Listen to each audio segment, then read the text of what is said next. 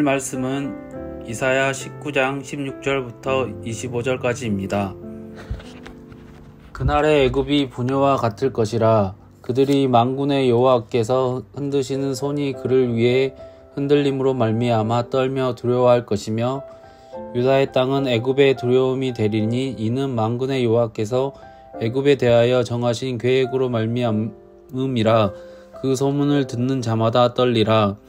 그날에 애굽 땅에 가나안 방언을 말하며 만군의 여호와를 가리켜 맹세하는 5 성읍이 있을 것이며, 그중 하나를 멸망의 성읍이라 칭하리라.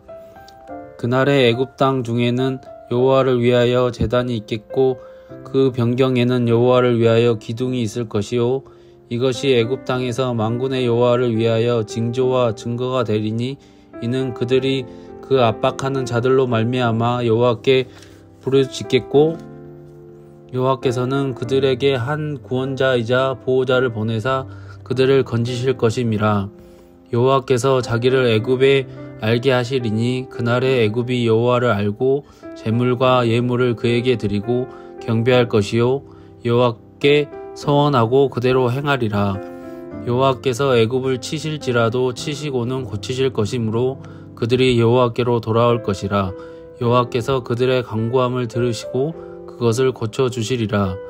그날에 애굽에서 아수르로 통하는 대로가 있어 아수르 사람은 애굽으로 가겠고, 애굽 사람은 아수르로 갈 것이며, 애굽 사람이 아수르 사람과 함께 경배하리라. 그날에 이스라엘이 애굽 및 아수르와 더불어 셋이 세계 중에 복이 되리니, 이는 만군의 여호와께서 복 주시며 이르시되, 내 백성 애굽이여, 내 손으로 지은 아수르여, 나의 기업 이스라엘이여, 복이 있을지어다 하실 것임이라. 아멘.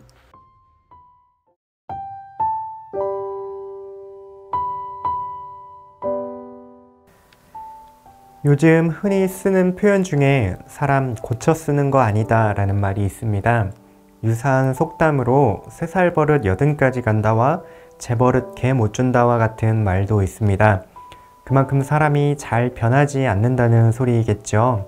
그런데 오늘 말씀을 보면 이사야는 아주 극적인 변화를 보이는 그런 상황을 예언하고 있습니다. 다름 아닌 애굽에 대한 이야기입니다. 애굽은 이스라엘을 종삼고 압제하던 민족이죠. 수많은 우상을 섬기고 마술과 신접과 요술 등 하나님이 가증히 여기시는 일들을 일삼던 자들입니다. 앞선 19장 15절까지만 하더라도 애굽을 향한 경고와 심판 메시지가 가득했습니다. 그런데 오늘 말씀에는 그런 애굽이 변하여서 새롭게 되는 날이 올 것이라고 예언하고 있습니다. 그날에 라는 표현이 총 5번 나오고 있는데요. 애굽이 변하게 될 그날, 그 모습을 통해 마찬가지로 우리를 건지시고 고쳐가시는 하나님의 능력에 대해서 함께 묵상해 보도록 하시겠습니다. 하나님께서는 어떻게 애굽을 변화시키실까요? 첫째, 두려움의 대상이 변하게 됩니다. 그날에 라는 표현이 16절에서 처음 나옵니다.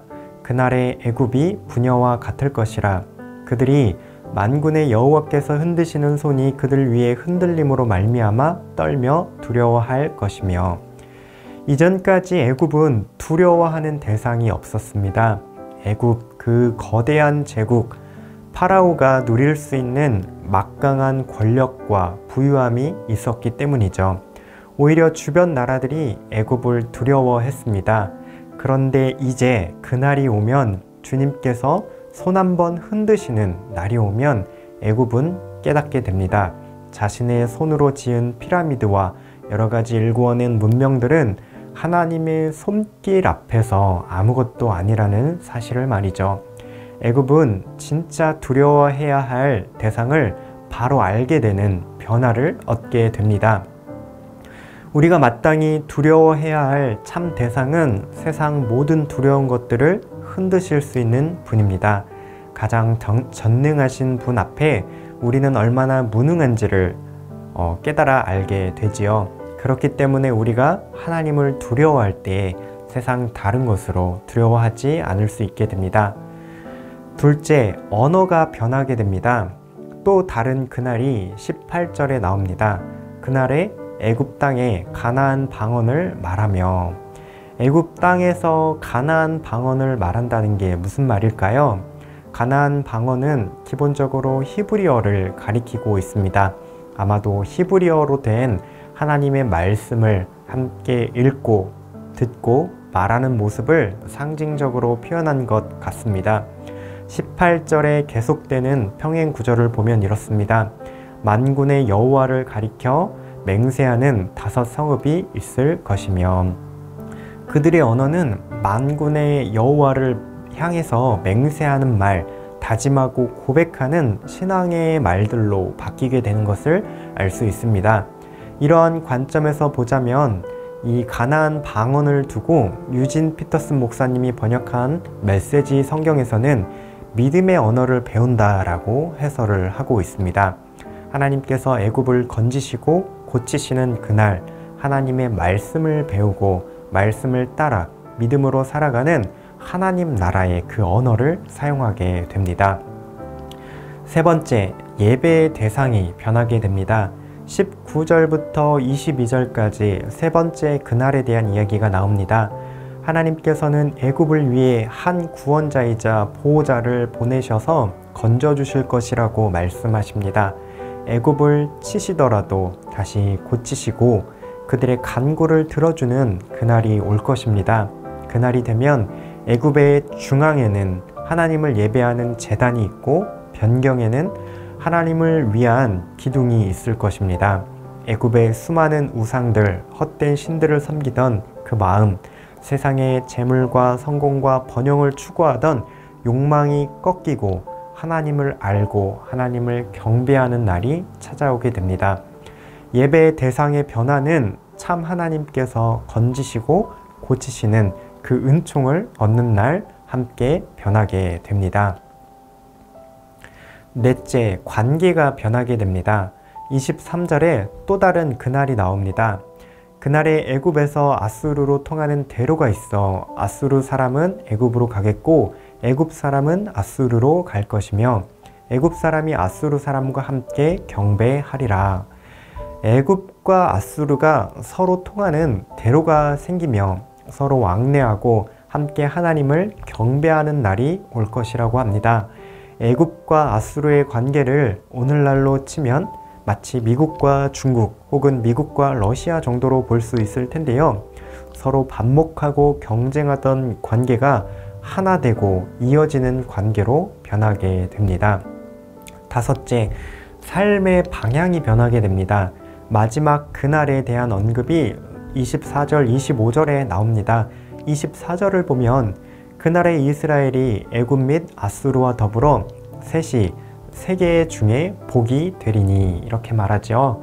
열방의 하나님을 예배하고 섬기는 하나님의 백성들이 세상에 복이 될 것이라는 말씀을 전하고 있습니다.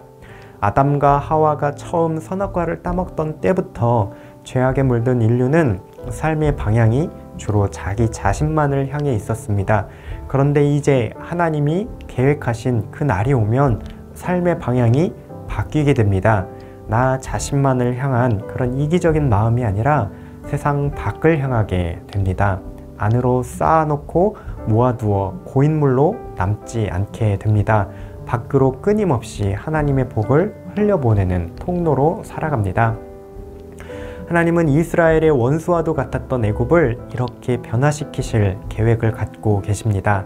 하나님만을 두려워하는 나라로 말씀, 곧 믿음의 언어, 그것을 사용하는 나라로 하나님만을 예배하는 나라이며 서로 화해하고 하나 되어 축복을 열방에 흘려보내는 통로로 바뀌게 됩니다. 이러한 계획은 우리를 향한 계획과도 다르지 않습니다. 우리를 건지시고 고치시는 하나님의 능력이시라면 시간이 더딘 듯 보일지라도 하나님은 반드시 우리를 변화시켜 주실 것입니다. 하나님의 계획 안에서 우리의 삶이 바뀌어가는 놀라운 은혜를 누리는 하루가 되시기를 바랍니다. 함께 기도하시겠습니다. 우리의 삶이 멈추지 않고 하나님의 계획 안에서 변해가는 은혜가 있게 하옵소서. 두려움의 대상과 우리의 언어와 예배의 대상과 관계와 삶의 방향이 변하는 은혜를 주옵소서.